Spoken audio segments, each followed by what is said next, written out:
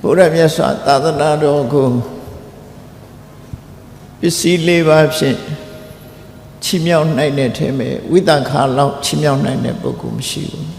ဝိသခာဟာစံပြမြို့သမီးတူဖြစ်တယ်ဝိသခာရဲ့အိမ်တော်ဘက်ပုံနဝဋ္ဌနမြို့သားကြီးကတော့ဝိသခာလို့နာမည်မရရှာဘူးသူက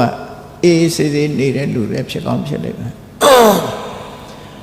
ဝိသခာကတော့အလွန်ထက်ထက်မြက်မြက်ရှိတော့အမျိုးသမီးလောကထဲမှာမြတ်စွာဘုရားလက်ထက်ကဘုရားသာသနာကိုချီးမြှောက်တဲ့ထဲမှာသူဟာအစွမ်းထက်ဆုံးလို့သူအမျိုးသားတွေကအနာတပိန်ရဲ့လှူဒန်းမှုကကြီးမားဆုံးဖြစ်တယ်လို့အမျိုးသမီးတွေမှာလည်းပဲလှူဒန်းမှုစံပြပုဂ္ဂိုလ်အနေနဲ့ချီးမြှောက်မှုကြီးမားဆုံးကတော့ဝိသခာပဲဖြစ်တယ်ဝိသခာဟာ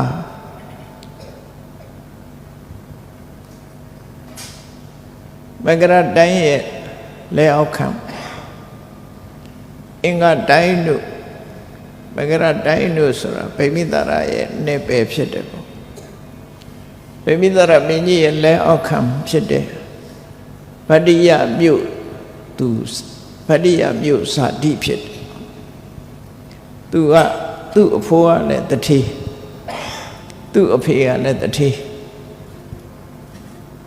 သူ့အဖိုးတို့သူတို့ရဲ့မိသားစုကလွန်ချမ်းသာကြတယ်ချမ်းသာရဲဆိုတာဟာအတိတ်ကလုပ်ခဲ့တဲ့ဒါနကောင်းမှုတွေကြောင့်ဖြစ်တာကံကြမ္မာရဲ့ reaction သဘောတရားအရာကိုလုပ်ခဲ့တာတွေကိုရကြတာအခုခေတ်မှာချမ်းသာကြွယ်ဝတဲ့ပုဂ္ဂိုလ်တွေကိုသွားပြီးတော့သူတို့ပစ္စည်းဥစ္စာကိုမျက်မုံသွားပြီးတော့မကြိုးကြနဲ့အတိတ်ဘဝကလူခဲ့တန်းခဲ့တဲ့ကုသိုလ်ကောင်းမှုရှိတဲ့ပုဂ္ဂိုလ်တွေကဒီဘဝချမ်းသာတာသူတော့ချမ်းသာတယ်ငါတို့တော့မချမ်းသာကောင်းလားလို့ဆိုပြီးစိတ်သွားမကွယ်နဲ့ကုသိုလ်ကံကကိုယ့်ဘက်မပါပဲနဲ့အကုသိုလ်ကံရဲ့နှိမ့်ဆက်မှုပဲခံရမှာပဲမင်္ဂနဲ့အတွေးကိုတွေးဖို့လူတွေယောနိသောမနတိကာရဆိုတာသိအရေးကြီးတယ်ပေါ့ယောနိသောမနတိကာရထားတတ်ဖို့ကုသိုလ်ထားတတ်မှကုသိုလ်ရအဲ့ဒီလိုယောနိသောမနတိကာရချမ်းသာတဲ့လူတွေသူတို့အတိတ်ကကုသိုလ်ကောင်းမှုတွေလုပ်ခဲ့တာငါလည်းဒီဘဝမှာမေ့နေလို့ဖြစ်ဘူးငါအတိုင်းတာနဲ့ငါလုံးမပဲဆိုစိတ်ပေါက်မှဒီပုဂ္ဂိုလ်ဟာဆင်းရဲဒုက္ခလုံးတိုင်းပြည်တစ်ပြည်နိုင်ငံတစ်နိုင်ငံ poverty alleviation ဆိုတဲ့စီမံကိန်းရှိတယ်ဆင်းရဲသူပပျောက်ရေးတဲ့ poverty ဆိုတာဆင်းရဲခြင်းဆင်းရဲမွဲတေမှုပပျောက်ရေးอ่ะဘယ်လိုလုပ်လို့ရမှာမဟုတ်ဘူးလှူသူမလှူသူရှိနေသမျှကလပ်ပတ်လုံးလှူတဲ့လူကချမ်းသာမလှူတဲ့လူကဆင်းရဲဒီပုံစံအဲ့တော့ရှိနေမှာအဲ့တော့ဘယ်သူမပြုမိမိမှုဆိုတာရှိတယ်ဒီဘဝမှာပြည့်ပြည့်စုံစုံဘာလုံးလိုက်အောင်မြင်နေမလို့ရတောင်ဝေးကြတဲ့ကတထေးအိမ်သွားမွေးတယ်လူငယ်လေးတွေကလေးလေးတွေရှိရတယ်ဘာမှမလို့ရခင်သူ့အတွက်ကအစင်သင်ဖြစ်နေသူဘာမှမလုပ်ရသေးဘူးတထေးအိမ်သွားမွေးတာဆိုဆဲတဲ့အိမ်မွေးပြီဆိုလို့ရှိရင်အနိတောင်ပေးစရာမရှိဘူးအမေဖေကလည်းထမင်းနတ်မှန်အောင်မစားရတော့ဘယ်ရောက်တော့အမိုက်ပုံးနဲ့ရောက်သွားတာလည်းရှိတာလမ်းဘေးပြစ်ခံရတာလည်းရှိတာဒါတွေအလုံးဟာလုတ်သူရဲ့အပြစ်မဟုတ်ပဲနဲ့တွေ့ရမှာကိုယ့်ကိုယ်သဘောထားရမှာစိတ်ကွက်เสียမဟုတ်ဘူးပြုသူအသက်ဖြစ်သူအဟောင်းပြုသူအသက်ဆိုတာပြုတဲ့လူကတော့ဒါအသက်ပဲသူလှုပ်တဲ့လှုပ်ရသူခံရအောင်မယ်ကောင်းရင်လည်းသူဆန်ရအောင်မယ်ဖြစ်တဲ့လူကတော့အတိတ်ကလှုပ်ခဲ့တာတွေသူရရှိနေပြီလို့ပြောပြမှာဒါကံကြမ္မာရဲ့သဘောတည်း ဒီတိုင်းပဲရှိနော်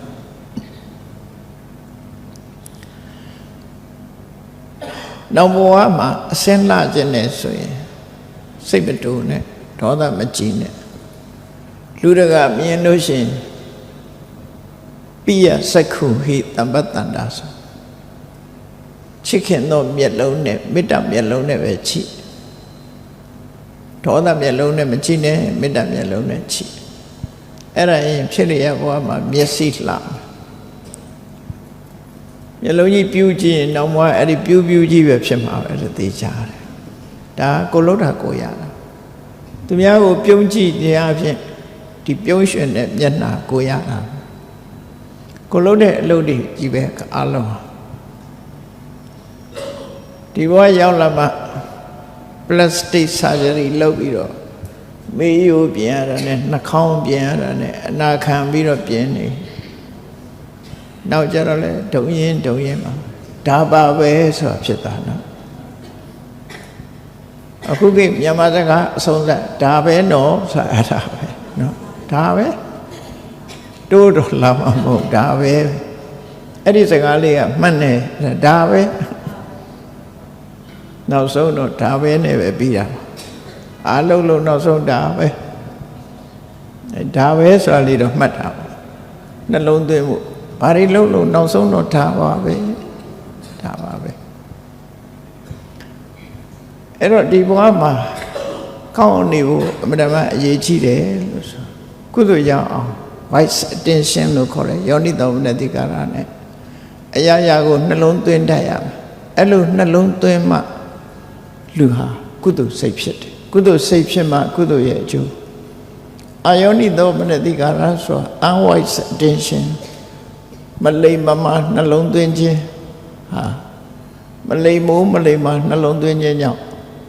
ဒီနှလုံးသွင်းမှုကကိုယ်အကုသိုလ်တွေရင်ထဲကိုဖြစ်စေတတ်လို့အကျိုးပေးတော့ကိုယ်ပဲခံရကိုယ်ပဲခံ wise attention ဆိုတဲ့ယောနိသောမနတိကာရမမကန်ကန်ဆင်ញင်သုံးသပ်တတ်ပြီးဆိုရင်ကုသိုလ်ဖြစ်အောင်နှလုံးသွင်းတတ်ပြီးဆိုရင်ကိုယ့်ရင်ထဲမှာကုသိုလ်ဖြစ်တယ်အဲ့တော့ကုသိုလ်ဖြစ်အောင်နေဖို့ရေကိစီကုသလဓမ္မသဗ္ဗတိယောနိသောမနတိကာရမူလကတဲ့ဒီကုသိုလ်မှန်သမျှဟာယောနိသောမနတိကာရအခြေခံတယ်လို့ဆိုဘယ်ကုသိုလ်ပဲဖြစ်ဖြစ်ယောနိသောမနတိကာရရှိမှဖြစ်တယ်ယောနိသောမနတိကာရဆိုတာ wise attention လိမ္မာတဲ့အတွေ့အမြင်အသိဉာဏ်နဲ့ရှင်တဲ့အမြင်ဆင်ញင်စဉ်းစားမှုလို့ဆိုလို့ပေါ့ယောနိသောမနတိကာရအင်္ဂလိပ်လိုတော့ attention လို့ခေါ်တော့တတိပြုမှုဒါသိအရေးကြီးတာပဲဘယ်ရပဲဖြစ်ဖြစ်အကောင်းဘက်ကခွင့်လွတ်တဲ့ဘက်ကမေတ္တာမပြတ်တဲ့ဘက်ကချီးရှုပြီးတော့စဉ်းစားဓမ္မကိုမှအပြစ်လွတ်တာဖြစ်တယ်ဖျားဘူးလာရင်ရှေးတုန်းကမျိုးသမီးတယောက်ဖျားရည်မြေမော်ရောက်တဲ့အခါကျတော့တတွေးထွေးသွားတာသူကမြင်တယ်လူတွေကလည်းဖျားရည်မြေမှာဗမာပြည်မှာတော့မှပဲကွန်တတွေးကနေရာတကာထွေးတတ်တယ်လေဖျားတပြင်းရည်မြေမော်မှာတတွေးထွေးသွားတာကိုမြင်တဲ့အမျိုးသမီးက unwise attention နဲ့ဘာလှုပ်လိုက်တုံးဆိုဘယ်ဘာမှကထီထွေးသွားတော့ဆိုဆဲလိုက်တာသူကနော်ဘယ်အဟာမကဖောက်ထုတ်နဲ့ဆဲတာအဲ့ဒီမှာဖောက်ထုတ်နဲ့သူဆဲလိုက်တယ်ဆဲပြီးတော့သူ့ပါလာတဲ့အဝတ်နဲ့အဲ့ဒီတတွေးကိုတုတ်တယ်တုတ်တာတော့အကောင်းပဲဒါပေမဲ့လို့သူကဘယ်ဖောက်အောက်ထုတ်မှုမှကဒါလုတ်သွားသလဲလို့ဆိုလိုက်တဲ့အခါကျသူကနောက်ဘကျဖောက်အောက်ထုတ်ဖြစ်သွားတယ်အဲ့ဒါတတိထားရတယ်လို့ပြောတတိထားပါကိုလှုပ်လိုက်လို့ရှိရင်ကိုကကုသိုလ်ဖြစ်ခဲ့တဲ့နဲ့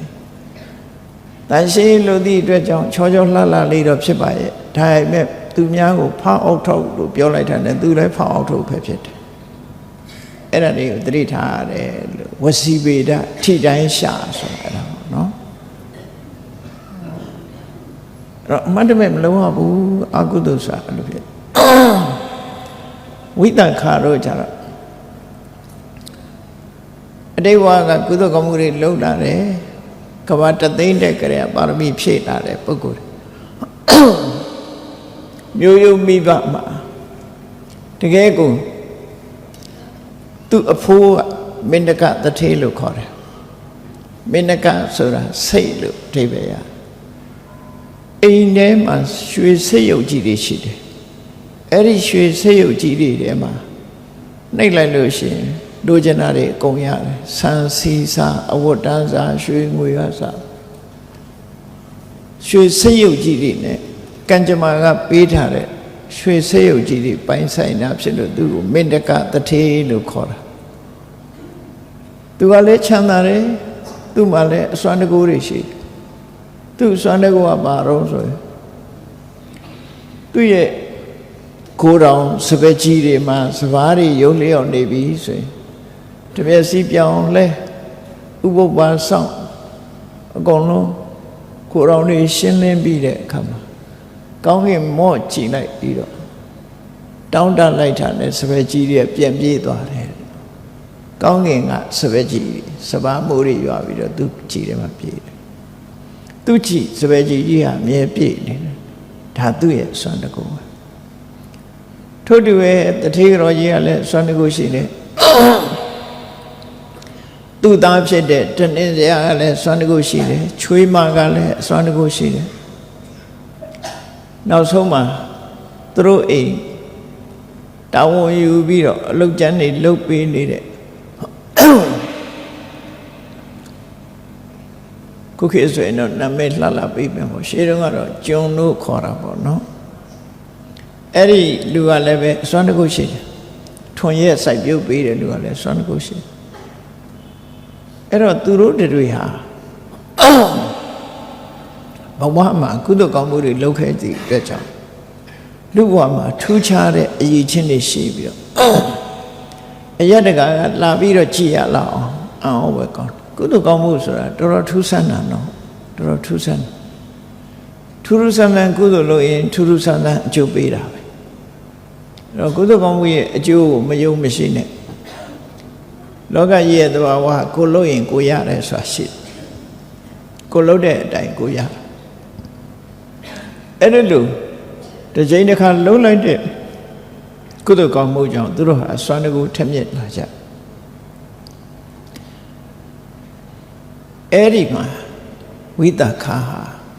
သူ့ရဲ့အဖိုးမင်းကတထေးကြီးရဲ့သားထနင်စရအိမ်မှာလာပြီးတော့သမီးလေးလာဖြစ်တယ်နော်အဖိုးကချမ်းသာသားကချမ်းသာတိမ်လုံးချမ်းသာနေကြတဲ့ပုဂ္ဂိုလ်ရသော်ဘုရားကအဲ့ဒီဗတ္တိယမြို့ကိုကြွတဲ့အခါမှာဝိသခငယ်ငယ်လေးရှိသေး9နှစ်ပဲရှိသေးအဲ့ဒီအချိန်မှာသူ့အဖိုးကသူ့မြေးလေးကိုခေါ်တယ်ငါသမီးမြတ်စွာဘုရားတို့ဗတ္တိယမြို့ကိုကြွလိုက်မယ်ငါသမီးလည်းမင်္ဂလာရှိတာပဲသမီးလေးသွားဖို့ဆိုပြီးတော့မြင်းလဲတမိုးကြီးမာတဲ့ယရနာတွေနဲ့ထားတဲ့မြင်းလဲအဲ့ဒီခေတ်ကတော့မြင်းလဲပဲရှိတာခုတော့ကားဝယ်ပေးလို့ရတာပေါ့အဲ့တော့ကားလည်းမဟုတ်မြင်းလဲနဲ့သူ့ရဲ့အချမ်းရံနေနဲ့သူတို့တဲ့ပစ္စည်းဥစ္စာသိမရှိတဲ့ပုဂ္ဂိုလ်တွေကိုခေါ်ပြီးတော့ထောက်ပံ့ထားတာဝိသခအရွယ်လေးတွေကြီးပဲမပြင်းရအောင်900ရှိတယ်သူတို့900ဟာအတူနေအတူစားအတူကစားအတူသွားစီးစရာယထာမြင်းလဲတွေ900နဲ့သွားလိုက်ရင်ကြောနဲ့အုပ်စုလိုက်နေကြတာသူတို့ဂရုလေး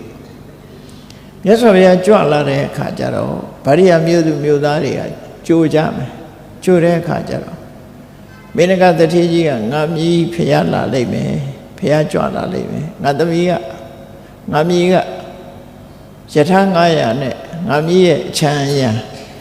သူတို့သမီး900နဲ့ဘုရားကိုကြိုးပါလို့အခမ်းအနားနဲ့အဲ့တော့ဝိသခာမြတ်စွာဘုရားကြွလာတာပထမဆုံးတွေ့တဲ့အချိန်ကျိုးဆိုပြီးမြတ်စွာဘုရားကိုဒီ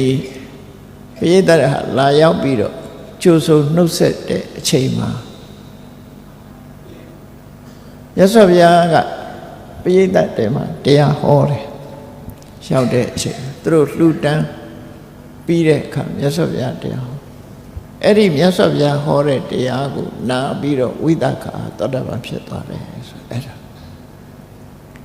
ဗတ္တိယမြို့သူတထေသမီးလေးတထေကြီးရဲ့မြေးကလေးဝိသခာ9နှစ်အရွယ်သောတာပန်ဖြစ်သွားတယ်ကံကောင်းတယ်သူ့ရဲ့ဒီအသိပညာလည်းထက်မြက်တယ်လိမ္မာတယ်ယဉ်ကျေးတယ်ယဉ်ကျေးလို့9နှစ်အရွယ်လေးဖះကိုကြိုးဆိုတယ်ထင်မယ်သူကထက်ထက်မြက်မြက်ဥဆောင်ခဲ့တယ်နောက်သူအရွယ်ကလေးတိတ်မကြောင်ကောသရမင်းကြီးကဖေဝိသရမင်းနဲ့သူတို့ကနမလဲပေါင်းလဲအိမ်အောင်ပြုထားကြကောသရမင်းကြီးရဲ့နှမနဲ့ဖေဝိသရမင်းကြီးကအိမ်အောင်ပြုဖေဝိသရမင်းကြီးရဲ့နှမနဲ့ကောသရမင်းကြီးကအိမ်အောင်ပြုအဲ့ဒါကိုရွှေလန်းငွေလန်းဖောက်တယ်လို့ခေါ်တာပေါ့ရှိခဲ့တာ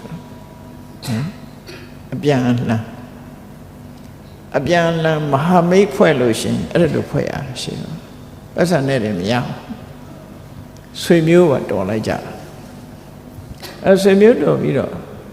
ကောသရမင်းကြီးနဲ့ဗိဝိသရမင်းတို့ဟာနှစ်ပြည့်တစ်ပြည့်ရွှေလန်းငွေလန်းဖောက်ထားပြီ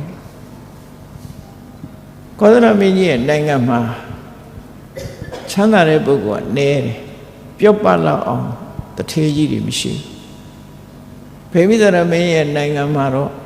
သုံးမကုန်နိုင်လောက်အမိတဘောဂတဲ့အမိတဘောဂဆိုသူတို့ဘလောက်ချမ်းသာတယ်ဆိုတာကိန်းကနန်းနဲ့ဖော်ပြလို့မရတော့အောင်ချမ်းသာတဲ့လူ9ဦးရှိတယ်တထေးကြီးတွေယူရ9ဦးအဲ့တထေးကြီး9ဦးရှိတော့ကောသရမင်းကြီးကသူ့နိုင်ငံမှာတထေးမရှိလို့အဲ့ထဲတယောက်လောက်ပေးပါပေါ့9ဦးတောင်ရှိတာသူ့နိုင်ငံတယောက်လောက်ပေးပါဒါတောင်းတဲ့အခါကျတော့ဗိမိသရမင်းကြီးကအေးဒီတထေးကြီးတွေပေးဖို့ဆိုတာအလွန်ခဲနေပေါ့သူတို့ကအတိုင်းဝိုင်းကအလွန်ကြီးတာမြို့ကြီးတစ်မြို့စာလောက်ရှိတယ်အတိုင်းဝိုင်းကြီးတွေကိုပေးလိုက်မယ်ရွှေ့လိုက်မယ်ဆိုရင်ဟိုဒါမှခက်ခဲတယ်ပေါ့နော်အတိုင်းဝိုင်းကြီးအလွန်ကြီးတော့အဲ့ဒီတော့မေနကသထေးရဲ့သားတနင်္ဇရာကိုခေါ်ပြောတာဗိဝိသရမင်းကြီးကခေါ်ပြီးတော့ငါသားကောသရမင်းကြီးကတထေးတောင်းနေတယ်ဒီတထေးကြီး9ယောက်တည်းကတယောက်ယောက်ပေးဖို့ဆိုတော့သိအဆင်မပြေဘူးငါသားလိုက်တော့လိုက်ပါသူကတော့တထေးကြီးရဲ့မြေးဆိုတော့ဟိုတထေးကြီးတွေလောက်မဟုတ်သေးဘူးပေါ့နော်ဟိုမင်းကတထေးရဲ့သားကိုသားဆိုတော့ဒုတိယအဆင့်လောက်ပဲပေးလိုက်တာပေးလိုက်တော့မင်းကတထေးနဲ့တထေးရောနဲ့သူ့မိသားစုနဲ့သူ့အတိုင်းဝိုင်းနေဟာကောသရမင်းကြီးရဲ့နောက်ကိုလိုက်သွားချာမေဂရတိုင်းကိုဖြတ်ကျော်ပြီးတော့ကောသရနယ်မြေထဲရောက်တဲ့အခါတာဝတိနဲ့6ယူဇနာတယူဇနာကို10မိုင်လောက်နဲ့တွဲကြည့်လိုက်ပေါ့အဲ့ဒါလောက်လှမ်းတဲ့နေရာမှာကျယ်ပြန့်တဲ့မြေခွက်ကြီးတစ်ခုတွေ့တော့တနင်္ဇရာကလျှောက်တယ်ရှင်မင်းကြီးဒါရှင်မင်းကြီးပိုင်းတဲ့ဒေသရောက်ပလားလို့ဆိုကောသရမင်းကြီးကရောက်ပြီတဲ့ရောက်ပြီလို့ရှိရင်ကျွန်ုပ်တို့ဒီနေရာမှာပဲတာဝတိထီအောင်မလိုက်တော့ပါဘူးဒီနေရာမှာပဲမြို့တည်ပြီးနေပါစေမြို့တည်ပြီးအဲ့ဒီမှာမြို့တည်တာကိတမြို့ဆိုတာအဲ့ဒါဝိသခာရဲ့အဖေတည်တဲ့မြို့ပဲဝိသခာလေးလည်းသူ့အဖေသွားတော့ပါသွားတာပေါ့ အဲ့တော့ဗတ္တိယရာဇဂဟနေပေကဗတ္တိယကနေမြို့ကနေပြီးတော့ဝိသခါတို့မိသားစုသည်တာဝတိကောသလတိုင်းဘက်ကိုပြောင်းရွှေ့သွားကြရတယ်ဘုရင်ကြီးကခေါ်လို့ဘုရင်ကြီးကကဲကြိုက်တဲ့နေရာယူပါဆိုပြီးအဲ့နေပဲကြီးတစ်ခုလုံးသူပေးဧကဘောမြောင်များစွာကျဲတဲ့နေရာမြို့သစ်တဲတာပေါ့နော်တာဂိတဆိုတဲ့မြို့ကြီးကိုတဲပြီးတော့သူတို့မိသားစုပါနေသူတို့ကလူတွေကြီးမှမဟုတ်တာဝိသခာအဖေပိုင်တဲ့နွားအုပ်ကြီးကနဲတာမှမဟုတ်တာဝိသခာမင်္ဂလာဆောင်တဲ့အခါကျတော့ပေးတဲ့နွားအရေးတွက်တော်မှာပဲ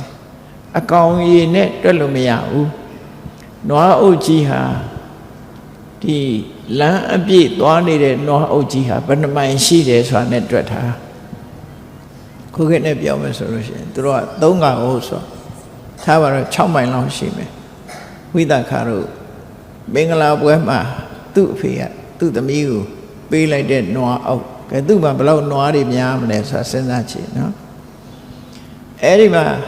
တော်လောက်ပြီဆိုပြီးတော့ခြံတကားပိတ်လိုက်တဲ့အခါမှာဝိသခာရဲ့ဘုံကံကြောင့်နွားကစပြီးဝိသခာနောက်လိုက်ချင်တယ်ဒါကြောင့်မို့ခြံခုံလိုက်သွားတဲ့နွားအကောင်က3,600,000ရှိတယ်အရေးအတွက်ပြထားတာ3,600,000ဝိသခာနောက်လိုက်သွားကြဒါမင်္ဂလာလက်ထပ်ပွဲကိုကျူပြောလိုက်တာအဲ့ဒီမှာတာဂိတမြို့မှာဝိသခာအရွယ်ရောက်လာ16နှစ်အရွယ်ရောက်အဲ့ဒီမှာတာဝတိမြို့တဲကမိဂရတထေးကသူ့သားပုံနာဝဋ္ဌနာအိမ်အောင်ချပေးဖို့တထေးလိုက်ရှာတဲ့အခါမှာတာဂိတရောက်လာပြီးတော့ဝိသခာကိုလာတောင်းတာပါပဲအဓိကတော့နော်ဒါပေမဲ့ပစ္စည်းဥစ္စာချင်းနှိုင်းရှင်ကြည့်လိုက်မယ်ဆိုမိဂရတထေးချမ်းသာတာဘာမှမပြောပါတော့ဘူးတနည်းစရာဝိသခာရဲ့အဖေချမ်းသာတာကအလုံးကိုချမ်းသာသို့တော့အချိန်တန်အရွယ်ရောက်တီးချိန်တန်တီးပွင့်ချိန်တန်ပွင့်ဆိုမိဘတွေက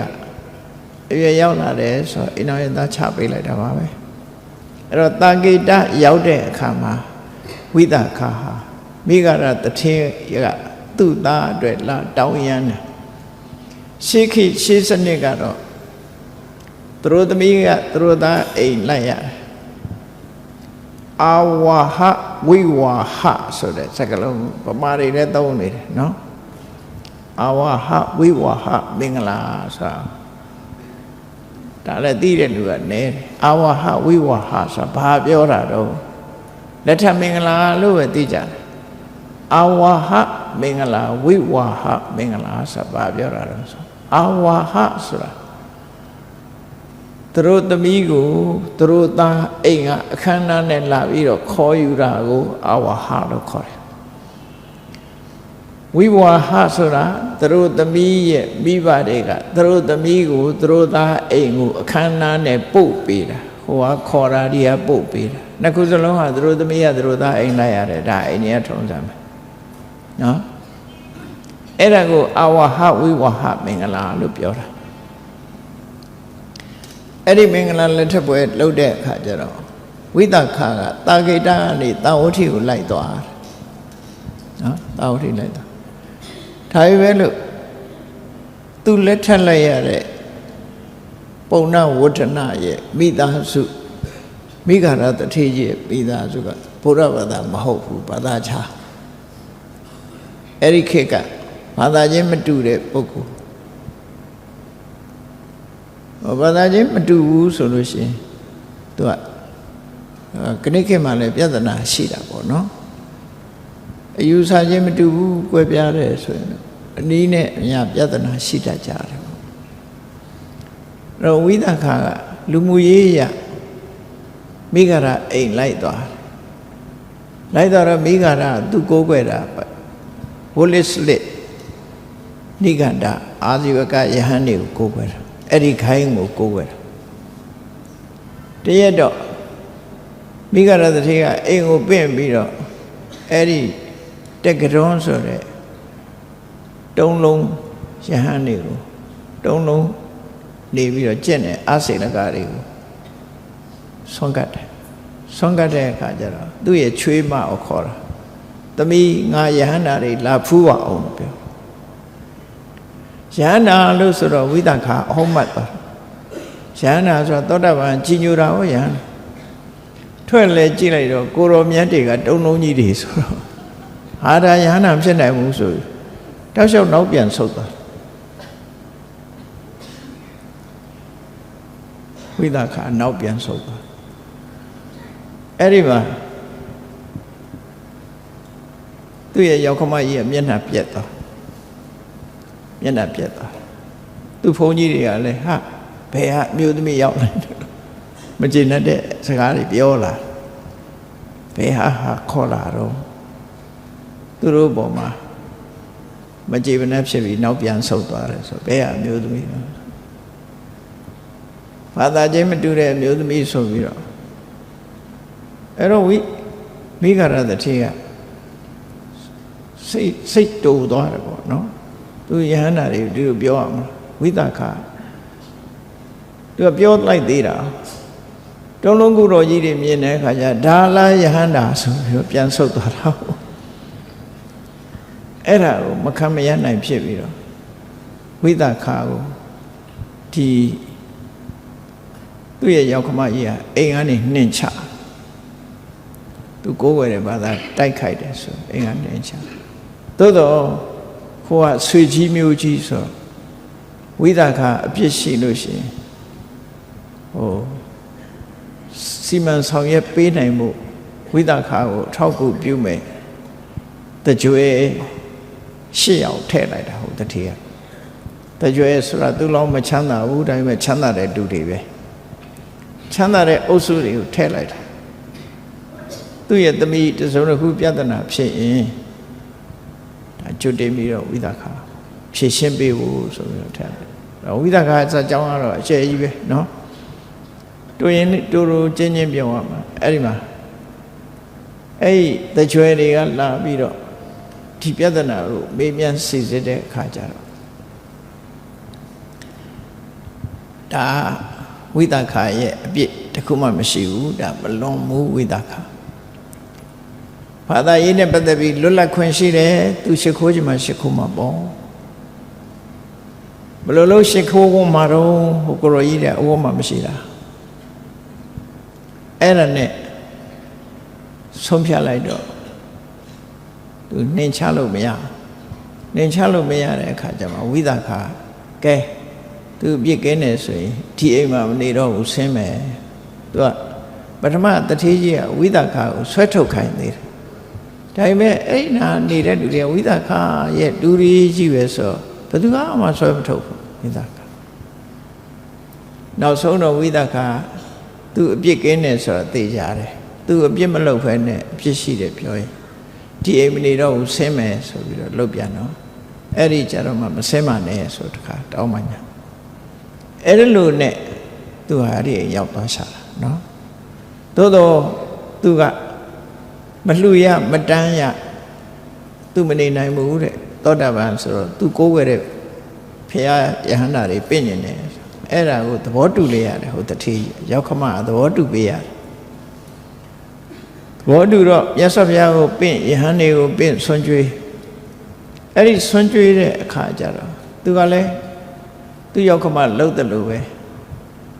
ဆွမ်းကြွေးပြီးတရားဟောတော့မယ်ဆိုရောက်ခမကြီးကိုခေါ်တယ်လာပြီးတော့တရားနာပါဆိုဖိတ်တော့အဲ့တော့မျက်နှာမပြခြင်းမျက်နှာမပြခြင်းတော့တိတ်တိတ်ပုံတရားနာမယ်ဆိုလို့လိုက်ကတွင်ကပဲသူနာတယ်မြတ်စွာဘုရားတရားဟောတဲ့အခါနာရင်နဲ့သူမြတ်စွာဘုရားတရားကိုသဘောကျပြီးတော့အသိဉာဏ်တွေရပြီးသောတာပန်ဖြစ်သွားတဲ့အခါကျတော့မှလိုက်ကဖွင့်ပြီးတော့မြတ်စွာဘုရားကိုရှ िख ိုးဝါချပြီးတော့ဝိသခာကိုလည်းခြေဆုတင်လို့သူ့ရဲ့မိခင်မှာပဲချွေးမကိုမိခင်အရာထားတာကိုမိဂရာမာတာလို့ဒီလိုဝိသခာနာမည်တစ်ခုရသွားအဲ့တော့ဝိသခာအကြောင်းကစိတ်ဝင်စားစရာတော့ကောင်းတယ်ပေါ့နော်အဲ့လိုနဲ့ဝိသခာဟာဖရာတရားတန်ခါသူဟာသောတာပန်ဖြစ်သည့်အတွက်ကြောင့်ဘယ်သူပြောင်းလို့မှမပြောင်းဘူးဖ ဖះကိုဗုဒ္ဓေအဝိစ္စပတာရဓမ္မေအဝိစ္စပတာရသံဃေအဝိစ္စပတာရအသိဉာဏ်နဲ့ဖះတရားသံဃာကိုယုံကြည်ုံမြတ်မက၅ပါးသီလကိုအသက်ထက်မြတ်နိုးတယ်အသက်လောက်မြတ်နိုးတာမဟုတ်ဘူးအသက်ထက်မြတ်နိုးတယ်အသက်နဲ့၅ပါးသီလဘယ်ဟာရွေးမလို့ဆိုအသက်ဖက်အဆုံးခံမယ်၅ပါးသီလအဆုံးခံဒါအသက်ထက်မြတ်နိုးတယ်လို့ခေါ်တယ်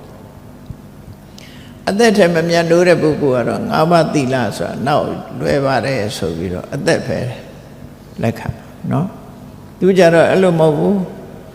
အသက်ကတန်မိုးမရှိဘူး၅ပါးသီလတန်မိုးရှိတယ်၅ပါးသီလကိုအသက်ထက်တန်မိုးထားပြီးတော့ဆောင်းလျှောက်တဲ့သောတပန်ရဲ့အခြေအနေကအဲ့ဒါမျိုးသောတပန်ပုဂ္ဂိုလ်ဆိုတာ၅ပါးသီလကိုအသက်ထက်တန်မိုးထားတယ်ဖရာတရားသံဃာနဲ့ပတ်သက်ပြီးဘသူပြောလို့မှလက်ခံနိုင်စွာမရှိဘူးဖရာတရားသံဃာအစစ်ကိုသာလက်ခံတယ်ဆိုရယ်အနေထားမျိုးရောက်တယ်အဲ့လိုနဲ့ဝိသခာလူ့ဘဝရောက်လာတဲ့အခါမှာနေ့စဉ်နဲ့အမျှသူ့အိမ်မှာတန်ခါအပါ900အမြဲတမ်းဆုံးကတ်ကုသိုလ်ကောင်းမှုတွေကိုအမြဲတမ်းလုပ်တယ်ကျောင်းသွားတယ်စေတုံကျောင်းကိုသွားတယ်အဲ့လိုသာသနာတော်ကိုလှူဒန်းထောက်ပံ့တဲ့အခါမှာဝိသခာလောက်ဘယ်သူမှမထောက်ပံ့နိုင်ဘူးဝိသခာဟာအနာရဝိတ္တိဆောက်လုပ်ထားတဲ့အကြောင်းကိုပဲသွားပြီးတော့မြတ်စွာဘုရားစီတရားနာတယ်တန်ဃာတွေကိုနေ့စဉ်ပါ900အိမ်ပင့်ပြီးတော့ဆုံးကတ်တယ်ဒါကြီးလောက်ပဲသူတို့စူးစမ်းပြီးတော့လုပ်တယ်ပေါ့နောက်တနေ့ကျတော့ဝိသခာအိမ်အောင်ချပေးမယ်ဆိုတဲ့အခါမှာသူ့အဖေက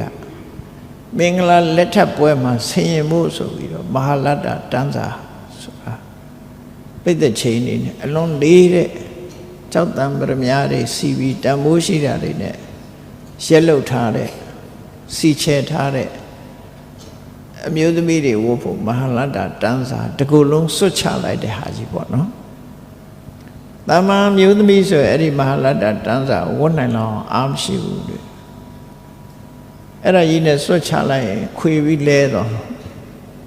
ဝိသခာကတော့ဆင်မြောင်၅စီးအားမို့အဲ့ဒါကြီးကိုထမ်းနိုင်တယ်သူအလေးကြီးနော်အဲ့ဒါလေးတဲ့ကြောက်တွေနဲ့စီထားတာအဲ့မှာလက်တတန်းစာကြီးဟာဂရေချီပြီးတော့တန်တာသူ့ဖေကပေးလိုက်တယ်မင်္ဂလာလက်ထပ်ပွဲမှာဝတ်ဆင်တယ်ပွဲနေ့ပွဲတိုင်းရှိတဲ့အခါမှာအဲ့ဒီယရဏဝတ်စုံကြီးနဲ့ဝတ်ပြီးတော့ပွဲတက်တယ်ပေါ့တခါတော့ပွဲနေ့ပွဲတိုင်းသွားဖို့အဲ့ဒီဝတ်စုံကြီးဝတ်သွားတယ်ဝတ်တော့ဇေရွန်ကျောင်းနဲ့သိပ်ပြီးတော့လန့်ကန်ကမရှိမလှမ်းမကမှရှိတော့ပွဲတက်တဲ့အလုပ်ပြီးတဲ့အခါမှာဖယားစီသွားဖူးခြင်းနဲ့စိတ်ပေါ်တော့ကဲငါတို့အချိန်နဲ့ရှိသေးတယ်ကျောင်းသွားကြမယ်ဆိုကျောင်းသွားကြမယ်ဆိုဒီလိုဝတ်စုံကြီးနဲ့သွားလို့အဆင်မပြေဘူးဘောဘာယောဂီဝတ်ကလေးနဲ့အဆင်ပြေတယ်ဝတ်ပြောင်းသွားတာနော်ယောဂီဝတ်နေမှာပေါ့တွေးချီတာဒါအဲ့ဒီအဝတ်လေးကိုပြောင်းလိုက်တယ်ပြောင်းပြီးတော့ဒီဝတ်စုံကြီးကိုချွတ်ပြီးတော့အထုတ်ပြီးဒါကိုထမ်းနိုင်တဲ့အမျိုးသမီးရလည်းပဲသူ့နာမှာအမြဲတမ်းဝေယဝိဆလုံနိုင်တဲ့အမျိုးသမီးတယောက်ပဲဒါကိုမနိုင်တယ်တဲ့ကျန်တဲ့လူတွေမနိုင်ဘူးဒါအားလေးတယ်အခုကြောက်စိမ့်ပရိတွေဘာလို့ကင်ကြည့်ပါလားကြောက်စိမ့်ခင်းကြီးတွေလေးကြီးတွေလေအဲ့လိုလေးမှာပေါ့ဒါအားလေးတယ်အဲ့ဒီအထုပ်ကြီးနဲ့ဘုရားကျောင်းသွားတယ်အထုပ်ကြီးကိုအမျိုးသမီးတယောက်ကယူပြီးတော့ဘုရားကျောင်းသွားမြတ်စွာဘုရားရှိခိုးဘုရားစီကတရားတွေပါနာပြီးတော့ပြန်ညမယ်အိမ်ပြန်ညမယ်ဆိုတော့အဲ့ဒီအမျိုးသမီးကအထုပ်ကြီးချထားပြီးမေ့ကြံရတယ်လမ်းကြမှာတတိယကျောင်းပြစ်မဲ့ရောက်တော့ဝိသခာအေးဘယ်မလဲမဟာလတ္တတန်းစာဝတ်မယ်ဆိုအဝတ်လဲမယ်လို့ပြောလိုက်တဲ့အခါကျတော့အဲ့ကျတော့မှကျောင်းမေ့နေဖြစ်သွားအဲ့တော့ဝိသခာကသိတယ်ကျောင်းမှာ ဧည့်သည်တွေလာပြီးမေ့ကြံရတဲ့ပစ္စည်းဆိုရင်ကောက်ယူပြီးတော့ရှင်အနန္ဒာကသိမ်းထားရတယ်အဲ့တော့သူ့ထုတ်ကြီးလေတေချာပေါက်မေ့ကြံရတဲ့ဝတ်ဆိုရှင်အနန္ဒာသိမ်းထားမှာပဲသူတွေးကြည့်တာနဲ့သိတယ်အဲ့တော့သူအထုတ်သွားယူတဲ့အမျိုးသမီးကိုမှားလိုက်တာရှင်အနန္ဒာသိမ်းထားပြီဆိုရင်တော့မယူခဲ့နဲ့တော့မယူခဲ့နဲ့တော့ရှင်အနန္ဒာမသိမ်းဘူးငကိုနေရာမှာရှိတယ်ဆိုရင်တော့ယူလာခဲ့မှာလိုက်တယ်ဟိုကြောက်တဲ့အခါကျတော့ရှင်အနန္ဒာသိမ်းထားတယ်ရှင်အနန္ဒာထုတ်ပေးလိုက်တယ်ဒါပေမဲ့မယူခဲ့နဲ့ဆိုသူမယူရဲဘူးပြန်သွားတယ်ရှင်အနန္ဒာထုတ်တယ်အဲ့တော့ဒီဝကြီးကဘာလို့ရမလဲတန်ကြီးကလည်းပဲ29 ဂရေထင်တယ်တန်ကြီးရှိတယ်ဒါကြီးကိုရောင်းပြီးတော့ကြောင်းဆောက်ခြင်းတယ်ဘုရားကိုလှူခြင်းကြောင်းဆောက်ခြင်းအဲ့တော့ဒီအဝတ်ကြီးဟာရှန္ဒနာကင်ထားမှတော့ငါမိုးတော့ဘူးဆိုပြီးတန်ဖိုးကြီးတဲ့အဝတ်ကြီးကိုသူစွန့်လွတ်လိုက်တယ်အဲ့ဒီမှာပေါ့ပေါ့ပါပါမဟာလတ္တတန်စာဒီလောက်ယေရနာတွေမများတဲ့ပေါ့ပါပါဝတ်လို့ရတဲ့အဝတ်ကိုတော့သူ့ရောက်ခမကလှုပ်ပေးထားတယ်မိဂရတတိကလှုပ်ပေးထားတယ်အဲ့ဒီဝတ်စုံလေးရှိတယ်ပေါ့ဒါကြီးကအလွန်လေးအလွန်တန်မိုးကြီးအဲ့တော့ဒါကြီးကိုရောင်းချမယ်ရောင်းချပြီးကြောင်းဆောင်မယ်သူစဉ်းစားတော့ဝယ်မဲ့လူကမရှိဘူးဝယ်မဲ့လူမရှိတော့ကိုယ့်အကိုပြန်ဝယ်လိုက်ရတယ်29 ဂရေပြန်ဝယ်ပြီးတော့ကျောင်းဆောက်ဖို့နေရာကြီးလိုက်တဲ့အခါမှာတာဝတိမြို့တောင်ဘက်မှာစေတော်ကျောင်းရှိတယ်တာဝတိမြို့ရဲ့အရှိအစေရဝတီမြေကမ်းဘက်မှာကျောင်းမရှိဘူးရမယံခမြတ်စွာဘုရားကမြို့အရှိထွက်ကြွသွားတဲ့အခါကျောင်းမရှိဘူးအဲ့ဒါနဲ့ရှေ့ကျောင်းကိုဆောက်မယ်ဆိုပြီးတော့မြေနေရဝယ်လိုက်တာအဲ့ဒီဝတ်စုံကြီးတန်ဖိုးတွေအကုန်ပေါင်း29 ဂရေနဲ့ဝယ်ရတယ်နော်29 ဂရေနဲ့ဝယ်ရတယ်အဲ့ဒီကျောင်းဆောက်တဲ့အခါလည်းပဲ29 ဂရေကုန်တယ်ကျောင်းရည်စချပွဲကြီးလုပ်တဲ့အခါကျတော့လည်း29 ဂရေကုန်တယ်အဲ့တော့အမျိုးသမီးတယောက်အနေနဲ့ဒီလောက်ကြီးမားတဲ့ငွေကြေးတနာကိုသုံးချပြီးတော့လှူနိုင်တန်းနိုင်တဲ့ဆိုပုဂ္ဂိုလ်ဟာဝိသခတယောက်ပဲရှိတယ်အဲ့ဒါနဲ့ကျောင်းမှာဝိသခဆိုသူဒီကျောင်းဆောက်ဖို့အတွက်ဘဝကိုကစုပန်ခဲ့ပြီးကျောင်းဆောက်ပြီးတဲ့အခါမှာသူဝမ်းသာကြည်နူးပြီးတော့သူစိတ်တွေအလုံးကိုဝမ်းသာကြည်နူးလို့ဥရန်တောင်ကျူခဲ့ရတဲ့နေရာထားမျိုးရှိတယ်အဲ့တော့ဝိသခမှာသားသမီး20ထွန်းကားတယ်တဲ့သားသမီး20ဆိုငယ်တော့ဖြစ်နိုင်မှာမလားလို့အောင်မယ်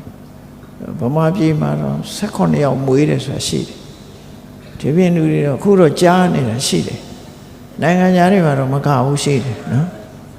ခွေးမွေးဝမွေးကိုမွေးနေတာတော့ဝိသကသားသမီး20တော့မွေးတာ20မွေးတာအဲ့တော့အတိုင်းဝိုင်းကအလွန်ကြီးဝိသခရဲ့အုပ်စုပြီးတော့သူ့ရဲ့မိတ်ဆွေပေါင်းတင်နေရလဲလွန်ကြီးမှာတော့ဝိသခဟာမြတ်စွာဘုရားနဲ့လည်းအလွန်ရင်းနှီးတယ်ဥပုပ်အကြောင်းကိုရှစ်ပါးသီလဥပုပ်ဆောင်တာနဲ့ပတ်သက်ပြီးတော့မြတ်စွာဘုရားဟောထားတဲ့ဝိသခုပောဒထသုတ်ဆိုတာရှိတယ်အဲ့ဒါဝိသခကိုဟောတဲ့ဥပုပ်ပဲအဲ့တော့ဝိသခတို့ရဲ့နေ့စဉ်အလုပ်ဟာပါတော့ဆိုလှူတယ်တန်းတယ်ဥပုပ်တရင်စောင့်တည်တယ်နော်ကြောင်းသွားတယ်တရားနာတယ်ဒီအလုပ်ပဲလုပ်တာသူတို့အဓိကသူတို့မျိုးရိုးကလည်းငကိုတွေကချမ်းသာပြီးသားဆိုအထူးစီးပွားလည်းရှာတယ်မလို့ဘူးဝိသခရဲ့နောက်လိုက်တွေသူ့လုပ်ငန်းတွေကိုလုပ်ပေးတဲ့ပုဂ္ဂိုလ်တွေဟာအတိုင်းဝိုင်းကြီးမြို့ကြီးတစ်မြို့စာလောက်ရှိတာနွားကြောင်မဲ့လူကလည်းသူကြောင်နော်ရလာတဲ့နွားတို့တွေရှောင်းချတယ်ဝိသခတို့အိမ်ပို့တယ်အဲ့ဒါတွေကလည်း သူတို့ခေတ်ကမွေးမြူရေးနဲ့စိုက်ပျိုးရေးလို့ပြောမှာဒါပေမဲ့ကြက်မွေးတာဝက်မွေးတာမဟုတ်ဘူးငါးမွေးတာမဟုတ်ဘူးနွားမွေးပြီးတော့နှုတ်စားနွားမမွေးပြီးတော့စီးပွားလုပ်တာတော့နှုတ်စားနွားမမွေးတာအကုသိုလ်ဖြစ်တယ်လို့တချို့ကထင်တယ်မဖြစ်ပါအကုသိုလ်မဖြစ်ဘူးနှုတ်ညစ်ယူတာအကုသိုလ်ဖြစ်လားလို့မဖြစ်ပါဘူးဘာကြောင့်အကုသိုလ်မဖြစ်တယ်လဲသို့တော့နွားနှုတ်ညစ်တဲ့အခါမှာစီကံရှိရမယ်နွားကလေးတွေတောက်ဖို့အတွက်ခြံထားရမယ်နွားမကြီးတွေကိုဝအောင်စာကျွေးရမယ်ဒါကိုတောင်ကိုကျွေးထားတယ်ကျွေးထားတဲ့ထဲကနေနွားကလေးတွေစုပ်ဖို့နှုတ်ကိုခြံပြီးတော့ညှစ်ရမယ်အဲ့ဒါလို့နွားတစ်ဝက်ကိုတစ်ဝက်ပေါ့ကိုကကျွေးပွေးခါကိုရတဲ့သဘောပေါ့နော်အဲ့ဒါလို့အကုသိုလ်အလုံးမျိုးမဟုတ်ဖ ೇನೆ ကုသိုလ်ဖြစ်တဲ့အလုံးမျိုးပဲဒါဖြင့်ကြက်မွေးပြီးတော့ဥစားနေရောဆိုတော့နွားနှုတ်ညစ်တာတော့သူများအသက်တတ်တာမဟုတ်ဘူးလေနွားရဲ့အသက်ဘာမှမထိခိုက်ဘူးသူတဏ္ဍာကနေပြီးတော့ရှားနိုင်တဲ့ဟာတစ်ခုကိုယူတာပဲဖြစ်တယ်ကြက်ဥကြတာအဲ့ဒါမျိုးမဟုတ်ဘူးကြက်ကပထမဥအဖြစ်မွေးလိုက်တဲ့ထဲမှာတတိသားပါသွားပြီအဲ့ထဲမှာကြက်ဥထဲမှာတတိသားပါတယ်ဘာလို့လဲဆိုတော့သူတို့ရဲ့မျိုးရိုးကဒီကောင်တွေရဲ့ species ခေါ်တာပေါ့နော်သူတို့ရဲ့နိယမနှစ်ကြိမ်မွေးတယ်ဥအဖြစ်နဲ့တစ်ကြိမ်မွေးတယ်ပြီးတော့ဥထဲမှာတစ်ခါပေါက်တယ်တရေတီးပြီးတဲ့အခါမှာကြက်ဥလေးဖြစ်မှာဥတာတရေတီးပြီးမှဥကဖြစ်တာအဲ့ဒီဥဖြစ်ပြီးတော့မှဥကိုကြက်ဥလိုက်တယ်အဲ့ဒီဥတွေကကြက်မကဝတ်ပေးတယ်ဆိုတာဒီတရေသားလေးရင့်ကျက်လာအောင်လုပ်တဲ့သဘောပဲရှိတယ်နော်စတဲ့ပါပြီးသားအဲ့တော့အဲ့ဒါတော့နွားနှုတ်ညှင်းတာနဲ့မတူဘူးအဲ့ဒါတော့အကုသိုလ်ဖြစ်တယ်ပေါ့နော်ကြက်ရဲ့တရဝရဲ့အသက်တွေကိုတတ်ရရောက်တယ်ပေါ့နော်တချို့ကလည်းပြည့်မရှိဘူးလို့ထင်တဲ့လူတွေရှိတာပေါ့မှန်တော့တတိရှိလို့ဒီကြက်ဥဟာဒီပုံစံဖြစ်သွားတာတတိမတည်ရင်မဖြစ်ဘူးလေဒီလိုစုသွားတာကိုကအတွင်းထဲကတရဝလေးချောင်ဖြစ်တာလို့အဲ့ဒါဆိုလို့ရှိရင်တော့ကြက်ဥဆိုတာတော့ပါဏာတိပါဒနဲ့လွတ်เสียအကြောင်းမရှိဘူးပေါ့နော်နွားနှုတ်ကြတော့အဲ့ဒါမျိုးမဖြစ်ဘူးနွားစီရတဲ့နှုတ်အဲ့ဒါလို့ဝိသခါတို့ရဲ့စီပွားရေးစိုက်ပျိုးရေးလည်းလုပ်တယ်နွားမွေးတယ်ဒိန်တို့ဘာလို့ရောင်းတယ်နွားထွက်နှုတ်ထွက်ပစ္စည်းတွေရောင်းတယ်အဲ့လိုနဲ့နေထိုင်စားတော့ကိုယ်ရောင်းကိုယ်ဝယ်လုပ်တယ်ပေါ့ဒါအနာရမေရဲ့စီပွားရေးကလည်းဒီတိုင်းပဲဝိသခါရဲ့စီပွားရေးကလည်းဒီတိုင်းပဲအဲ့တော့အဲ့ဒီစီပွားရေးနဲ့လောက်ကင်စားတော့ရင်နဲ့ကျောင်းကြီးတစ်ဆောင်သူဆောက်လို့လှူဒန်းနိုင်ပြီးတော့သူတို့ရဲ့သာသနာတော်မှာကိုထောက်ပံ့မှုကအလုံးကိုကြီးမားတယ်ဝိသခါတို့နာရမေတို့ဆိုတာမြို့မျက်နှာဖုံးဖြစ်ုံများမကဘုရားသာသနာရဲ့မျက်နှာဖုံးနဲ့ဖြစ်ကြတယ်အားလုံးသူတို့ဟာလူလေသေးမရှိအောင်ကိုကြီးထောက်ပံ့ကြတယ်အဲ့ဒါလို့နေတဲ့အပြင်မှာဝိသခါမြို့သမီးကြီးကုသိုလ်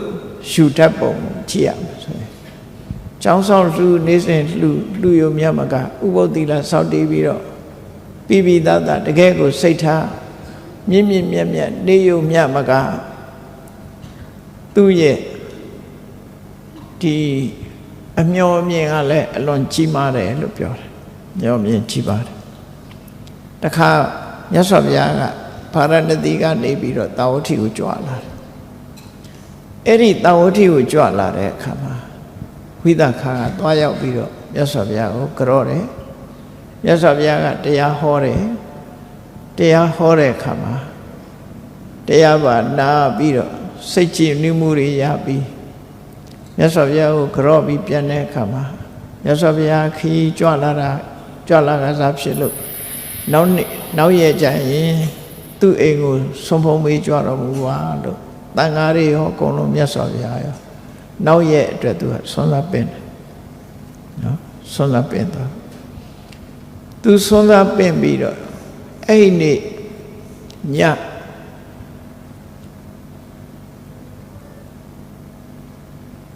ညကုံဆုံးလို့မနေ့အချိန်ရောက်လာတဲ့အခါမှာ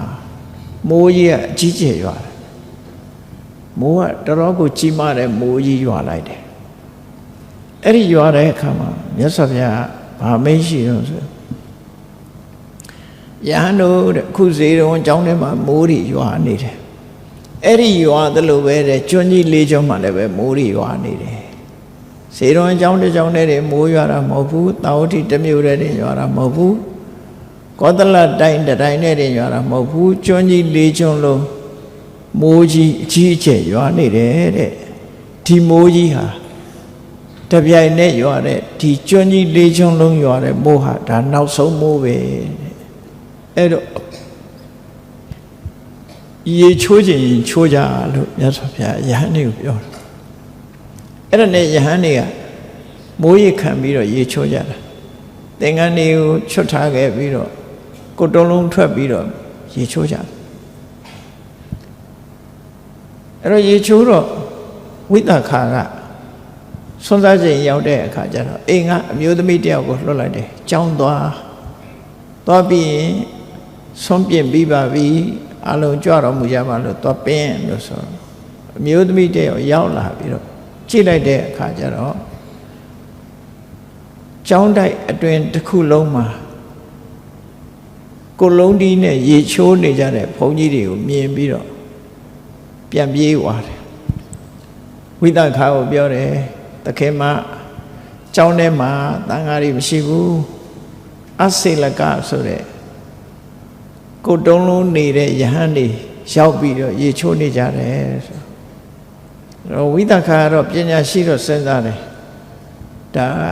မိုးရွာတော့ရေခမ်းဆိုတာလို့မိုးရွာတော့ရေချိုးကြတာပဲဖြစ်လိမ့်မယ်သူဟာနားမလဲလို့ပြန်လာတာအဲ့တော့တော့ပင်အောင်ထပ်ပြီးတော့ရှိတယ်အဲ့ချိန်ကျတော့ကိုရော်တွေကရေချိုးပြီးလို့သင်္ကန်းတွေဘာတွေဝတ်ပြီးကျောင်းထဲဝင်သွားကြပြီတပါးမှမရှိတော့အပြစ်မှာအဲ့ဒီကျတော့လေခိုင်းလိုက်တဲ့အမျိုးသမီးကကျောင်းထဲဝင်ကျောင်းအရန်ကျောင်းထဲကြည့်လိုက်တဲ့အခါဘုန်းကြီးတပါးမှမတွေ့တော့ရှင်မကြီးကျောင်းမှာဘုန်းကြီးတပါးမှမရှိဘူးအားလုံးကငြိမ်နေတာဘာမှမရှိဘူးအကုန်ကျောင်းထဲရောက်နေကြပဲလေမရှိဘူးဆိုတဲ့အခါပြန်လာပြန်တယ်အဲ့တော့ဝိသခာကတော့ဟိုကပညာရှိအတွေ့ပြေးကြည့်တာလည်းမြန်တယ်သူကစဉ်းစားတတ်တာမဟုတ်ဘူးရေချိုးပြီးလို့သင်္ကန်းမှာလဲပြီးတော့ကိုရော်တွေကကြောင်းထဲမှာခဏထိုင်နေကြတာဖြစ်မှာဒါကြောင့်မို့မသိဘူးသွားပင်ကြီးအောင်လို့ဆိုတဲ့အခါမြတ်စွာဘုရားကယဟန်တွေကိုကဲဝိသခာကအပင်လွတ်နေပြီဆွမ်းကြိမ်တန်းနေပြီဒါပေမဲ့လို့တာဝတိမြို့တစ်မြို့လုံးရောအကုန်လုံးလေးချုံလုံးရွာထားတဲ့မိုးကြီးကမိုးရည်တွေကစီးနေတော့မှရှိသေးတယ်အဲ့ဒီမှာမြတ်စွာဘုရားကကဲသင်္ကန်းသပိတ်ပညာဝိသခာအိမ်သွားမယ်ဆိုကွေးထားတဲ့လက်ကိုဆန်းလိုက်တယ်လို့ဆန်းထားတဲ့လက်ကိုကွေးလိုက်တယ်လို့စေရွန်ကျောင်းမှာဝုတ်ခနဲ့ပျောက်ပြီးဝိသခာရဲ့အိမ်တကားပေါက်ရောက်သွားကြတယ်အဲ့ဒီမှာဝိသခာကြည့်ပြီးတော့အံ့ဩဖွယ်ကောင်းလိုက်တာဒီလောက်ရေဒီစီးဆင်းနေတဲ့အချိန်မှာဘယ်ကိုယ်တော်မှခြေတော့လည်းရေမစွတ်ဘူးသင်္ကန်းနေလည်းဘယ်သူမှရေမစွတ်ဘူးမြတ်စွာဘုရားရဲ့တကူဟာအံ့ဩဖွယ်ကောင်းလာပါတယ်ဆိုပြီးတော့သူဝမ်းမြောက်ဝမ်းသာဖြစ်ပြီးတော့ယဟန်တွေကိုအဲ့ဒီမှာဆုံးကတ်တယ်ပေါ့နော်ဆုံးပါကပ်ပြီးတဲ့မြတ်စွာဘုရားနာတရားနာဖို့သူထိုင်လိုက်တယ်အဲ့ဒီအချိန်မှာသူကမြတ်စွာဘုရားကိုလျှောက်တယ်သူစဉ်းစားတာကဒီအခြေအနေလေးတစ်ခုကိုကြည့်ပြီးတော့သူကစဉ်းစားတာ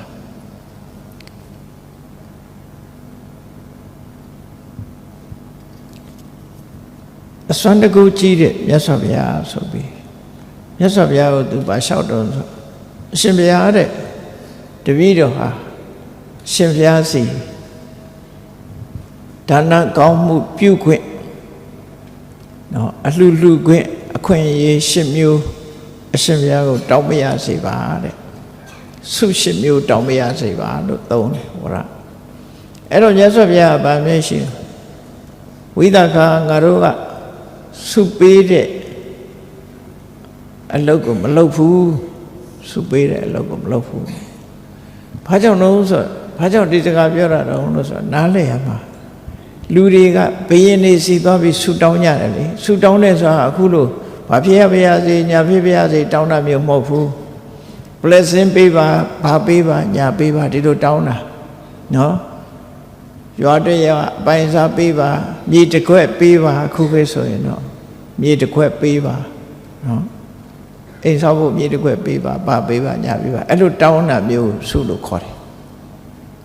ဟိုဆုတောင်းနေတယ်နဲ့သွားပြီးမရောလေနဲ့နော်ဆုလို့ပဲခေါ်တယ်တောင်းဆိုတာပေါ့မြတ်စွာဘုရားကို8ခုခွင့်ရ8ခုသူကတောင်းတယ်မြတ်စွာဘုရားကအဲ့တော့ဖះဆိုတာဆုချရိုထုံးစံမရှိတော့ဘူးဆုမချဘူးငါတို့ကဆုချစရာလည်းမရှိဘူးပေါ့နော်ဖះမြေခွဲမှာမပိုင်တာမြေခွဲသွားတိုင်ဘယ်ပေးဘာသွားပေးနော်အဲ့တော့ငါတို့မှဆုချတာမဟုတ်ဘူးလို့ဆိုတော့အရှင်ဘုရားတဲ့အဆက်ပြီးတော့အပြစ်ကင်းတဲ့တောင်းဆိုချက်10မျိုးပါလို့ဆိုအေးဒါဆိုရင်ပြောလို့ဆိုတဲ့အခါမှာသူ10မျိုးတောင်းလိုက်တာရှိတယ်အဲ့တော့အချင်းညုတ်လေးကိုပြန်မယ်ဝိသခာတောင်းတဲ့ဆု10မျိုးဆိုကုသိုလ်နဲ့ပတ်သက်တာအေးကြီးပဲအကုန်လုံးသူတောင်းတာနော်အရှင်ဘုရားတဲ့တပည့်တော့ရသက်ပံမိုးရိခံသင်္ကန်းကိုလှူပြစေတဲ့တန်ခါလေးကိုရာသက်ပံလှူချင်ပါတယ်တဲ့ဒါတစ်ခုအာဂနုကယဟန်တွေကိုရာသက်ပံဆွံ့ကြွေးချင်ပါတယ်ခရီးသွားမဲ့ကိုတော်တွေကိုရာသက်ပံဆွံ့ကြွေးချင်ပါတယ်ခိလနာနေမကောင်းတဲ့ကိုတော်တွေအတွက်တပည့်တော့ရာသက်ပံခိလနာတွေအတွက်အာဟာရပို့ချင်ပါတယ်ရာသက်ပံခိလနာပြုစုတဲ့ယဟန်တွေအတွက်လည်းပဲဆုံးကုန်းပို့ချင်ပါတယ်နောက်မချမ်းမာတဲ့ပုဂ္ဂိုလ်တွေအတွက်တပည့်တော့ဆေးလှူပါရစေရာသက်ပံဆေးလှူပါရစေနောက်ပြီးတော့တန်ဃာတွေအတွက်အမြဲတမ်းယာခုလှူပါရစေနေ့စဉ်နဲ့ယာခုလှူမယ်ပြီးတော့မှဘိက္ခုနီတွေအတွက်ရေချိုးတဲ့အခါဝတ်တဲ့ရေတနုတ်သင်္ကန်းလှူရစေအလုံး8ခုနော်သူလှူချင်ပါတယ်လို့ဘုရားလျှောက်တော့မြတ်စွာဘုရားကအေးလှူလို့မပြောဘူးဘာကြောင့်မင်းဒီစုကိုတောင်းတာတော့ဘာကြောင့်တောင်းတာတော့လို့မေးတဲ့အခါမှာခုနဝိသခာလျှောက်တာမနေ့ကတဲ့တပည့်တော်ဆွမ်းသားပင်ခံလိုက်တဲ့အခါမှာယဟန်နေဟာကိုတုံးလုံးချွတ်ပြီးတော့ရေချိုးနေကြအဲ့ဒါမတင့်တယ်ပါဘူးတဲ့သူမြင်တာမဟုတ်ပဲလို့သူပြောတယ်အဲ့ဒါနော်တုံးလုံးဆိုတာမတင့်တော်ဘူးတဲ့မတင့်တော်လို့အဲ့လိုမိုးရီထဲမှာမိုးရီခံပြီးတော့ရေချိုးလို့ရတဲ့သင်္ကန်းမျိုးကိုသူတန်ခါတွေကိုရှားသက်ပံလှူချင်ပါတယ်ဆိုဒါသူလှူခြင်းရဲ့အကြောင်းအဲ့ဒါမတင့်တယ်လို့ဒီကွက်လက်တစ်ခုသူဖြည့်ပြရစီပေါ့နော်နောက်တစ်ခါဒုတိယသူတောင်းတာတော့အာဂန္တုတွေအတွက်ဆွမ်းကပ်ပါရစေဘာဖြစ်လို့လို့ဆိုအာဂန္တုဆိုတာတဲ့လမ်းတို့ဆွမ်းကန်လမ်းတို့ဘာလို့မကျွမ်းကျင်သေးဘူးတဲ့မကျွမ်းကျင်သေးတဲ့အခါမှာသူတို့ဆွမ်းခံရတာပင်မနေပေါ့ပင်မသည့်အတွက်ကြောင့်အစင်မပြေဖြစ်တတ်တယ်အဲ့ဒီအစင်မပြေမှုလေးကိုသူအစင်ပြေစေခြင်းလို့ဒီအာဂန္တုတွေအတွက်ဆွမ်းကပ်ခြင်းနောက်တစ်ခါခရီးသွားယဟန်တွေကိုလည်းသူဆွမ်းကပ်ခြင်းတယ်ဘာဖြစ်လို့လဲဆိုခရီးသွားတဲ့ကိုတော်တွေဟာခရီးသွားလာရလို့ပင်မလာတဲ့ကိုတော်တွေရှိတယ်ပေါ့ခရီးသွားမလို့ပြင်ဆင်တဲ့ပုဂ္ဂိုလ်ဟာလည်းပဲဆွမ်းခံနေရမယ်ဆိုရင်အတူသွားဖို့ရှေ့ကခရီးသွားတယ်ဆိုကိုတယောက်တည်းသွားလို့မရအောင်တောနဲ့ကြီးတွေဖြစ်တယ်ဆိုခရီးသွားဖို့ကုံတယ်တွေနဲ့ကပ်ပြီးလိုက်ရတာနော်ကုံတယ်တွေကိုမှီပြုပြီးနောက်ကလိုက်ရတာအဲ့တော့ကိုကဆွမ်းခံစားနေမယ်ဆိုရင်ကုံတယ်တွေကထွက်သွားရင်မမိလိုက်ပဲဖြစ်နိုင်တယ်ပေါ့မမိလိုက်ပဲဖြစ်ပြီးတော့အခက်အခဲတွေတွေးနိုင်တယ်ဒါကြောင့်မို့ခရီးသွားပြီးပြန်လာတဲ့ကိုရော ခရီးထွက်မဲ့ကိုတော်တွေအတွက်လည်းသူဆွမ်းကပ်ချင်ပါတယ်ရာသက်ပံဆွမ်းကပ်ပါရစေနောက်တစ်ခုကတော့သူကပါတော့ခိလန္တယဟန်နေအတွက်ဆွမ်းကပ်ချင်ပါတယ်ခိလန္တဆိုတာတဲ့တာပဲစာဆွမ်းခံစားရမယ်ဆွမ်းခံတဲ့ဆွမ်းသူ့ကိုလှူလိုက်တဲ့ဆွမ်းဟာသူ့ယောဂနဲ့တဲ့ချင်မှတဲ့မှာအဲ့တော့ခိလန္တတွေကတ်တဲ့ဆွမ်းဒီခိလန္တနဲ့တင့်တော်တဲ့ဆွမ်းသူကကတ်မှာအဲ့တော့မတဲ့တာစားမိရင်ယောဂတိုးမယ်သို့မဟုတ်ပြန်တော်မူခြင်းလည်းပြန်တော်မူသွားနိုင်တယ်ဒါကြောင့်မတဲ့တာတွေမစားရလေအောင်သူတာဝန်ယူပြီးဆွမ်းကပ်ပါရစေ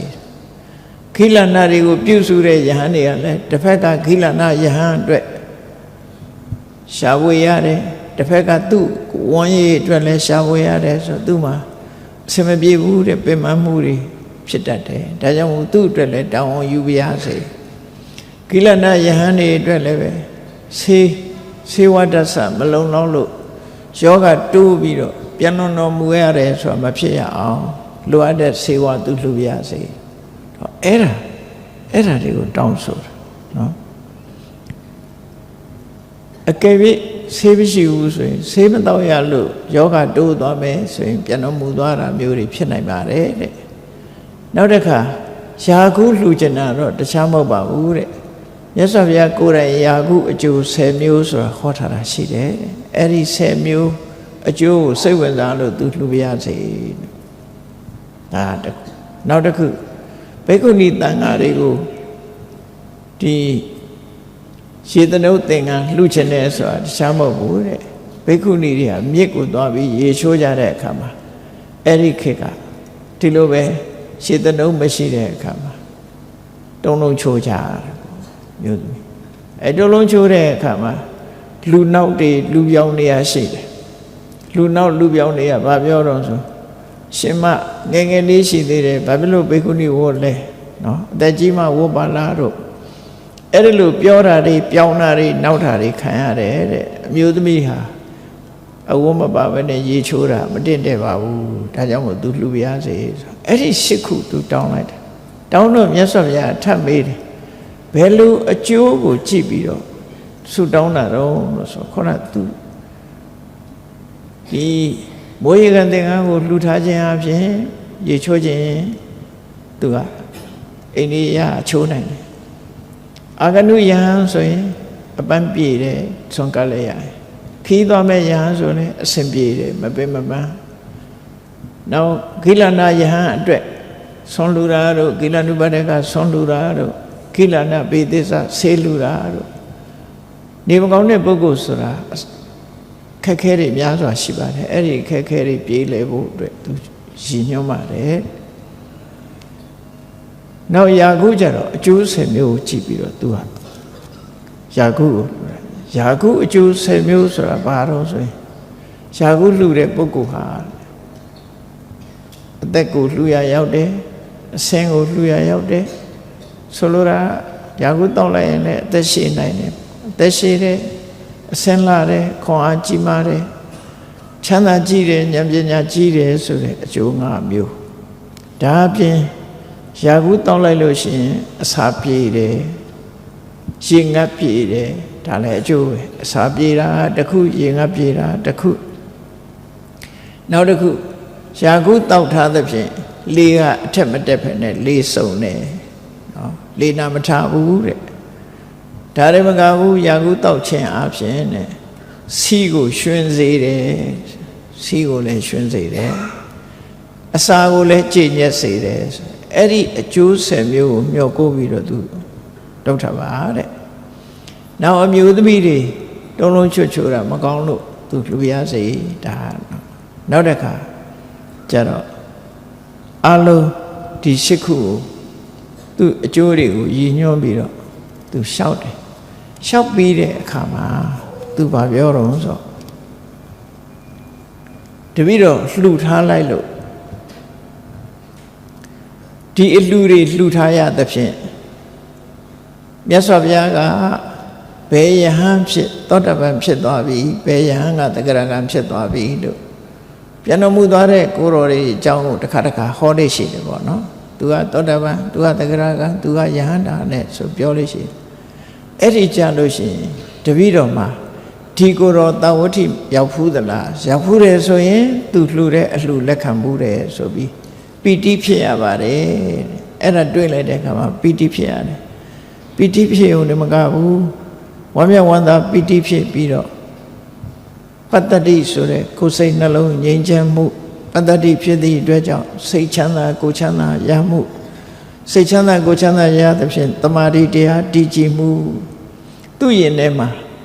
ပီတိပတ္တတိဒုက္ခတမာတိဆိုတဲ့ဒီစိတ်ရဲ့စိတ်ဆွမ်းအားတွေဟာကိုယ့်ရင်ထဲမှာဖြစ်လာတဲ့အခါမှာတဲ့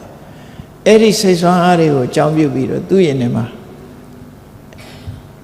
ဣန္ဒြေလို့ခေါ်တဲ့တတ္တဝိရိယတတိသမารိပညာဆိုတာတွေသူ့ရင်ထဲမှာတိုးတက်တိုးပွားပြီးသားဖြစ်တယ်တဲ့တတ္တဝိရိယတတိသမารိပညာဆိုတဲ့စွမ်းအားတွေသူ့ရင်ထဲမှာဖြစ်တယ်တဲ့တတ္တဝိရိယတတိသမารိဆိုတာတွေဖြစ်တယ်လို့ဘုဇင်တရားတွေလည်းသူ့ရင်ထဲမှာဖြစ်ရပါတယ်ဒါကိုအာယုပြုပြီးပိဋိဖြစ်ရင်ပိဋိတံဘုဇင်တွေဖြစ်တယ်ပေါ့နော်အဲ့ဒါလို့ရင်ထဲမှာတရားတွေပွားပြီးသားဖြစ်သွားလို့ဒီအကျိုးတရားကိုမျှော်ကိုပြီးတော့တပည့်တော်လှူကျင်တာဖြစ်ပါတယ်ဆိုတော့မြတ်စွာဘုရားကအေးဒါဆိုရင်လှူပါလို့ဆိုဝိသခာကိုဒီအနုမောဒနာတရားဟောပြီးတော့ကြောင်းပြန်ရောက်တဲ့အခါကျတော့ယဟန်တန်ဃာတွေကိုဝိသခာတောင်းတဲ့အတိုင်းပဲဝတိကတာတိကဆိုတဲ့မွေးသင်္ကန်းကိုလက်ခံခွင့်ပြုတယ်ခိလနာပတ္တကိုလည်းလက်ခံခွင့်ပြုတယ်ဂမိကအာဂနုကပတ္တဂမိကပတ္တဆိုတဲ့စွမ်းတွေကိုလည်းလက်ခံနိုင်တယ်ခိလနာပတ္တခိလနုပတ္တကပတ္တခိလနာဘိသစ္စဆိုတာတွေကိုလည်းလက်ခံခွင့်ပြုတယ်ယာကုလှူတာကိုလည်းလက်ခံခွင့်ပြုတယ်ဘေကုဏိတံသာသနာဘေကုဏိတံဃာတွေအတွက်လည်းပဲရေသနုလှူတာလက်ခံတယ်လို့မြတ်စွာဘုရားကခွင့်ပြုစကားမိန့်ကြားခဲ့တာဖြစ်တယ်အဲ့တော့ဝိတ္တခာနဲ့မြတ်ဗုဒ္ဓသာသနာကြည့်မယ်ဆိုရင်ဝိသခာမြတ်စွာဘုရားရဲ့သာသနာတော်ကိုအကြီးအကျယ်အကျိုးပြုတယ်လို့ပြောရမယ်လိုအပ်ချက်တွေမှန်သမျှသူဖြည့်ဆွတ်တယ်ဒီဒါတကယ်ကိုလိုအပ်ချက်တွေလေတန်ဃာတွေရဲ့လိုအပ်ချက်တွေကိုဝိသခာဟာကျောင်းဆောင်လှူရုံမြတ်မကအသေးစိတ်လိုအပ်ချက်တွေကိုဖြည့်ဆည်းပေးလို့ဝိသခာနဲ့မြတ်ဗုဒ္ဓသာသနာဟာဒီလိုက်ဖက်စွာနဲ့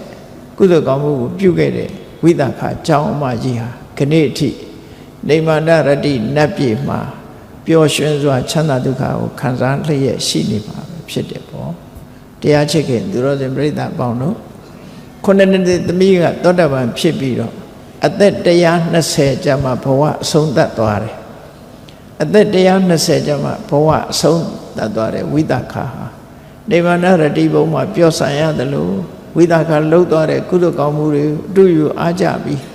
တို့တွေလည်းအခွင့်သာရင်သာသလိုကုသိုလ်ကောင်းမှုအားထုတ်ကြရမှာဖြစ်တယ်လို့ကိုယ်စီတတိထားပြီးကုသိုလ်တရားကြိုးစားအားထုတ်နိုင်ကြပါစေကုန်သတည်း